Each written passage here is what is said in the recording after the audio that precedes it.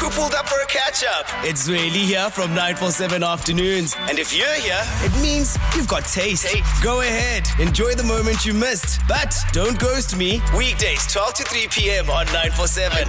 I'm loud and way more fun in real time. And yeah, there's more audio magic waiting for you right here on Prime Media Plus. Wake up with a bang. Hey, wake up! Anele and The Club On 947. We had a discussion yesterday and we've got a bone to pick with you people, especially restaurant owners. Why do restaurants not take bookings? So many restaurants are doing this thing now where you call, you're like, hey, I'd like to make a booking. They're like, no, we don't take bookings. We'll see you here. But then I go there and then you guys are full. Yeah, then you've got to stand in the queue. I mean, I don't want to name and shame because that's like my child's like life, Papachinos. But Papachinos in Port Acres as well, like they won't take bookings. Isn't it because people make reservations and then they don't turn up? I know that's also quite a common thing. So you and your friends might make reservations at 3 spots. And then decide what you're feeling like on the day. So now they've blocked a table for you and then you don't turn up. Because now the new thing is with the ones where you can reserve a table, you've got a 15 to 20 minute window where if you don't arrive, they give the table away. Look, I can see how Papachinos could do this because obviously it's families with kids. And then, I mean, your mind might change on the morning depending on... sick. Your 3-year-old doesn't want to get dressed, so you can't leave the house. Okay, look, yes, Frankie, you know our lives too well. Having said that about, say, Papachinos is that if you are looking to do a birthday there, then they're more than willing to, to take the booking. And you're like, there'll be 20 kids. And then they're like, do you want a cake? Do you want balloons? All of that stuff. But I just think generally, and even with the one in, is it Bedford View, Ryan? The Papachinos you were talking about, Greenstone, the one in Greenstone as well, quite notorious. They just don't take bookings. And I'm not wanting to come and tell you how to run your business. No. Please. I just need to understand, what's your rationale behind it. And to restaurant owners, like, how do you work it? Sometimes you take 70% bookings and then 30% is walk-ins. That would make sense, though, because I think it just literally has to do with people just not pitching. And now it's like peak dinner time, let's just say, for example, because it also happens at fancy restaurants. Peak dinner time, you turn 3, 4, 5 people away waiting for you and then you don't come. Yeah, then the tables don't pitch up. Then they should have a blacklist, a service blacklist. You're so dramatic. Where you don't go on it and then you get blacklisted. Then you can never book again anywhere. You never have the pasta from here. Well, you can never book any, like restaurant owners should have their own little WhatsApp group. Do not Like take a union. Yeah, not a union. Come, no, Like just like a TransUnion. blacklist. Like you get blacklisted like a credit card. Like Right. If you don't pay ABSA, you can't go to FNB. Sorry about it. Okay, so then here's the question I'm asking you guys. 011 88 38 947. Should restaurants then just do away with bookings in general? So it's just fair game then. Just fair game. First come, first serve. No, I like a reservation. I also Me like too. a reservation. You must be able to do a booking. I Yeah. hate the way, when they make you sit at the bar and you're just sitting there looking around. I don't even drink, so it's extra awkward. So I'm sitting there with water or a Coca-Cola. And you never know how long you're going to wait Yes. there. You just... And you remember sometimes you go in and then they take your name. And Yeah. then you look to see that there's 9 names before you.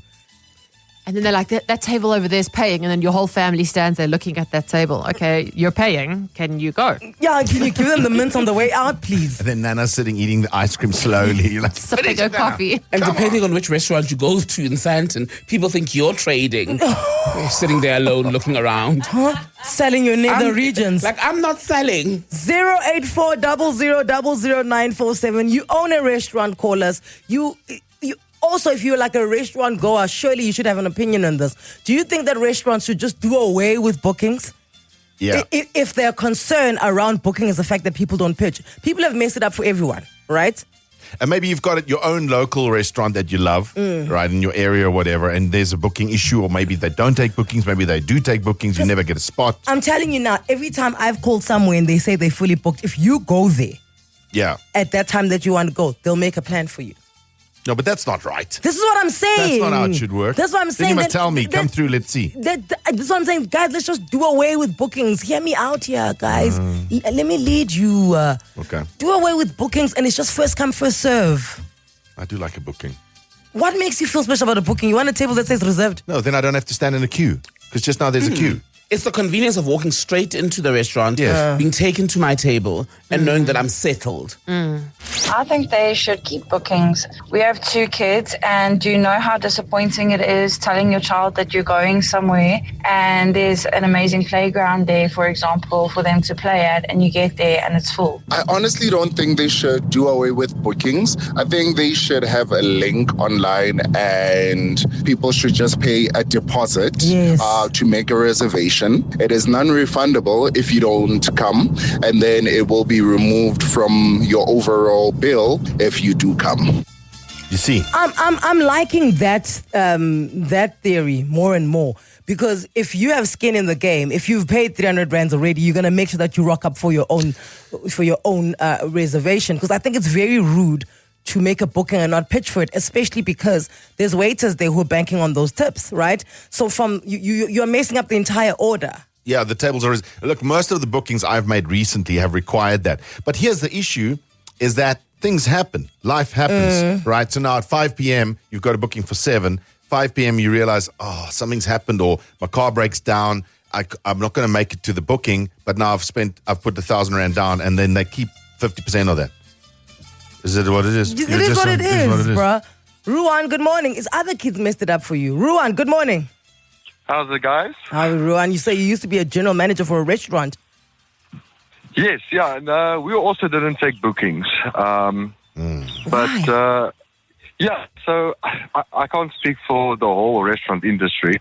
So every owner's probably got its own reasons. But ours were quite simple.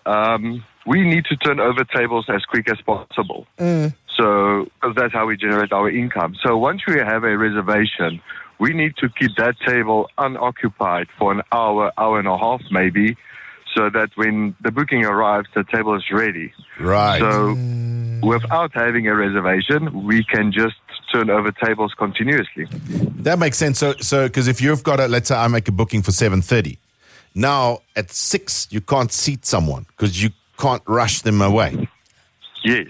But here's another thing then, Ruan. I feel like restaurants that do that, you guys are rushing me to finish eating. We're not doing that to make you feel a rush, but we are rushing you. Okay, so give us okay, fine. So obviously there's a science to it. So how do you make me feel like you're not rushing me, but deep down we both know you're rushing me?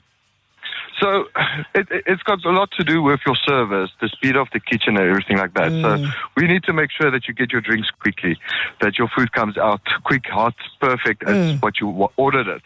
So that when you're done eating and you're not going to have a dessert, we can finish up the table and get a new one in. See, this is when the waiter says to you, all right, guys, would you like some dessert? And everyone goes, no, we could never. We're so full, thank you. Then they go, would you like some more drinks? And then you go, no, we're good with these for now. Then they go, can we bring the bill?